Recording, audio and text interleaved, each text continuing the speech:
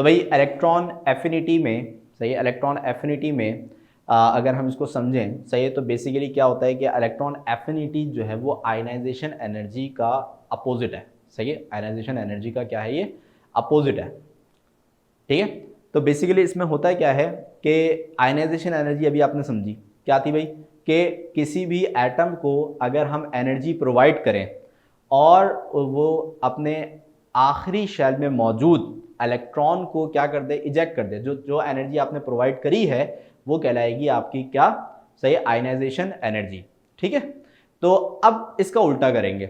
अब उल्टा क्या है, उल्टा ये है कि अगर हम किसी भी एटम में, सही है, अगर हम किसी भी एटम में इलेक्ट्रॉन को इन करवाते हैं, सही है, पहले क्या कर रहे थे हम, इलेक्ट्रॉन को आउट कर रहे थे, अब हम क्या कर रहे हैं, इलेक्ट्रॉन को इन कर रहे हैं। सही है, तो अगर हम किसी भी एटम में इलेक्ट्रॉन को इन करवाते हैं तो इस सूरत में होता है क्या है कि जैसे ही ये इलेक्ट्रॉन उस एटम के ऑर्बिट में शामिल होता है, सही है, वो जैसे ही ये इलेक्ट्रॉन उस एटम के ऑर्बिट में शामिल होता है, so it release a certain amount of energy. सही है, तो ये क्या करता है, कुछ अमाउंट ऑफ एनर्जी को रिलीज करता है, और जो अमाउंट ऑफ एनर्जी ये रिलीज करता है, सही, वो हमारे पास क्या कहलाती है भाई, इलेक्ट्रॉन एफिनिटी कहलाती है। ठीक है, तो बिल्कुल अगर हम देखें ना, सही, बिल्कुल अगर हम देखें तो यहाँ पे बिल्कुल ये अपोजिट है। सही, किस चीज का भाई, सही, आयनाइजेशन एनर्जी का। आयनाइजेशन एनर्जी में हम इलेक्ट्रॉन को निकालने के लिए एनर्जी दे रहे थे। सही है, अब यहाँ पे हम इलेक्ट्रॉन को जब डाल रहे हैं एटम के अंदर, सही है, गेन ऑफ इलेक्ट्रॉन करवा रहे हैं, सही, तो इलेक्ट्रॉन जैसे ही इस एटम में जा रहा है तो ये एटम अब एनर्जी को क्या कर रहा है, रिलीज कर रहा है। पहले हम एनर्जी दे रहे थे, अब हमें एनर्जी मिल रही है, तो ये जो एनर्जी रिलीज होगी ये एनर्जी हमारे पास क्या कहलाती है भाई, इलेक्ट्रॉन एफिनिटी कहलाती है। सही है, हाँ, ठीक है, हाँ, तो अब यहाँ पे हमारे पास क्या भी, अब पावर का भी समझ लेते हैं। सही, तो अब यहाँ पे हमारे पास होता क्या है कि अगर कोई एटम है, न्यूट्रल है, सही, और उसके अंदर अगर हम किसी इलेक्ट्रॉन को ऐड करते हैं, तो जैसे ही ये इलेक्ट्रॉन इस एटम में ऐड होगा तो होगा क्या कि यहाँ पे नंबर ऑफ इलेक्ट्रॉन बढ़ जाएंगे। अब अगर इलेक्ट्रॉन बढ़ जाएंगे तो इलेक्ट्रॉन के ऊपर बताओ भाई क्या चार्ज होता है, इलेक्ट्रॉन के ऊपर चार्ज होता है नेगेटिव। सही है, तो इलेक्ट्रॉन के ऊपर जो नेगेटिव चार्ज होता है वो चार्ज हमारे पास आ जाएगा इस एटम के ऊपर, और ये हो जाएगा इसका चार्ज -1। सही, तो अगर हम यहाँ पे एक इलेक्ट्रॉन ऐड कराएंगे तो इसका जो चार्ज है वो -1 होगा। इसी तरीके से 2 इलेक्ट्रॉन ऐड कराएंगे तो -2, 3 इलेक्ट्रॉन ऐड कराएंगे तो -3, सो ऑन। ठीक है, तो यहाँ पे हमारे पास क्या है कि जैसे जैसे हम इलेक्ट्रॉन को ऐड कराते जाएंगे उसकी पावर जो है वो उतनी ही इंक्रीज होती जाएगी। ठीक है भाई, तो अब यहाँ पे जो इसकी डेफिनेशन है वो क्या लिखी है भाई, the amount of energy liberated when an electron is added to a neutral atom, say to form a negatively charged ion। सही है, यानी कि वो अमाउंट ऑफ एनर्जी जो लाइब्रेट होती है, लाइब्रेट का मतलब निकलना, जो लाइब्रेट होती है when an electron is added, जब जो इलेक्ट्रॉन है उसको क्या करवाया जाता है, ऐड करवाया जाता है, सही, टू अ न्यूट्रल एटम, किसके अंदर, एक न्यूट्रल एटम, यानी कि ऐड होने से पहले इस एटम के ऊपर कोई चार्ज नहीं होता। सही है, लेकिन जैसे ही हम इसके अंदर इलेक्ट्रॉन ऐड कर देते हैं so it becomes negatively charged ion. सही, तो वो क्या बन जाता है, एक नेगेटिवली चार्ज आयन बन जाता है। क्लियर हो गई बात यहाँ पे।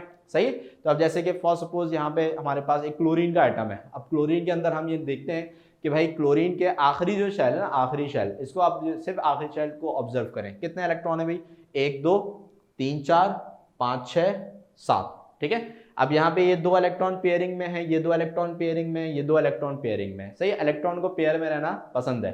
सही, अब ये बेचारा क्या है, ये पेयर में नहीं है, तो इसने पेयरिंग करनी है, तो क्या करेगा, ये कहीं ना कहीं से एक इलेक्ट्रॉन को लेकर आएगा। अब वो कहीं से भी आए, सही है, तो क्या होगा कि वो जो इलेक्ट्रॉन है, सही है, जब वो इसके आउटर मोस्ट शेल के अंदर शामिल होगा, सही है, वो इलेक्ट्रॉन जब इसके आउटर मोस्ट शेल के अंदर शामिल होगा तो क्या होगा कि भाई यहां से हमारे पास कुछ अमाउंट ऑफ एनर्जी निकलेगी, and that is called electron affinity.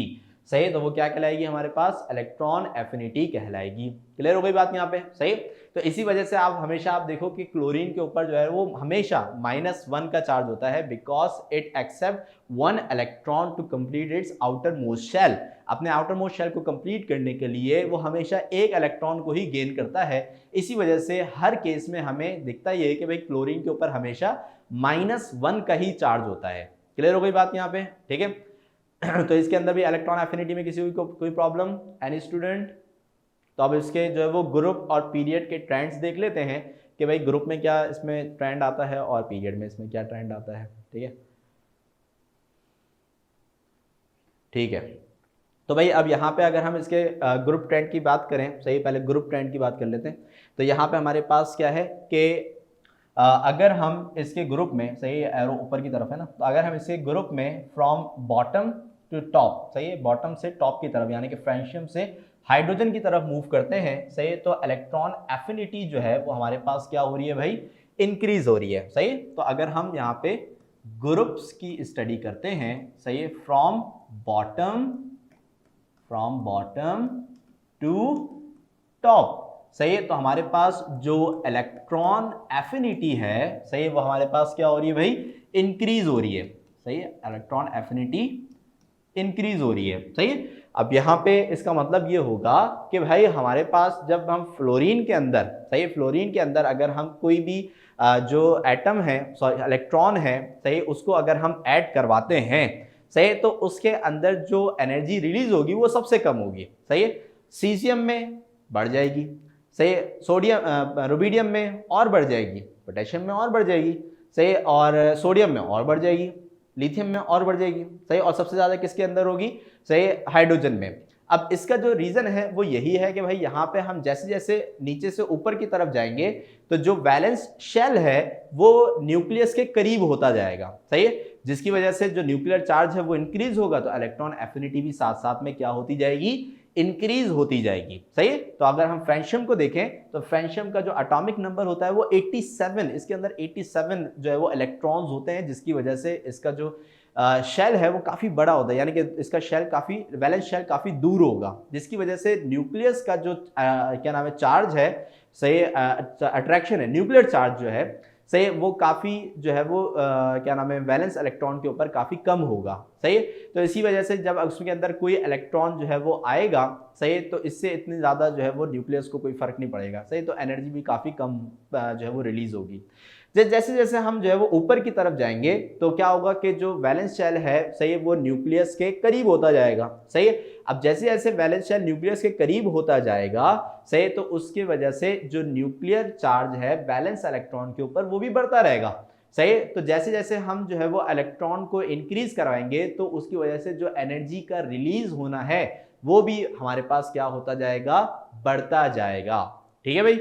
अब इसी में हम अगर जो पीरियड का ट्रेंड है, सही, उसको देखें तो हमारे पास यहाँ पे पीरियोडिक ट्रेंड जो है, सही, फ्रॉम लेफ्ट टू राइट, सही, फ्रॉम लेफ्ट टू राइट, ये हमारे पास क्या हो रहा है भाई, इंक्रीज हो रहा है। तो इसमें भी हमारे पास सेम रीजन है, सही, कि भाई हमारे पास यहाँ पे जो क्या नाम है, नंबर ऑफ प्रोटॉन्स हैं वो हमारे पास क्या हो रहे हैं भाई, इंक्रीज हो रहा है। शेल तो सेम है लेकिन नंबर ऑफ प्रोटॉन क्या हो रहा है, इंक्रीज हो रहा है, क्योंकि एटॉमिक नंबर बढ़ रहा है ना। एटॉमिक नंबर बढ़ने की वजह से जो न्यूक्लियर चार्ज है वो भी क्या हो रहा है, बढ़ रहा है, और न्यूक्लियर चार्ज के साथ साथ इलेक्ट्रॉन एफिनिटी भी हमारे पास क्या होती जाएगी, इंक्रीज होती जाएगी, ठीक है।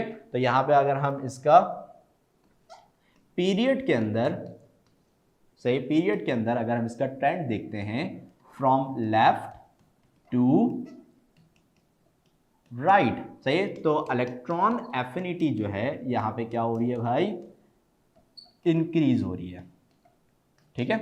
तो इलेक्ट्रॉन एफिनिटी क्या हो रही है, यहाँ पे इंक्रीज हो रही है। क्लियर बात यहाँ पे, सही है।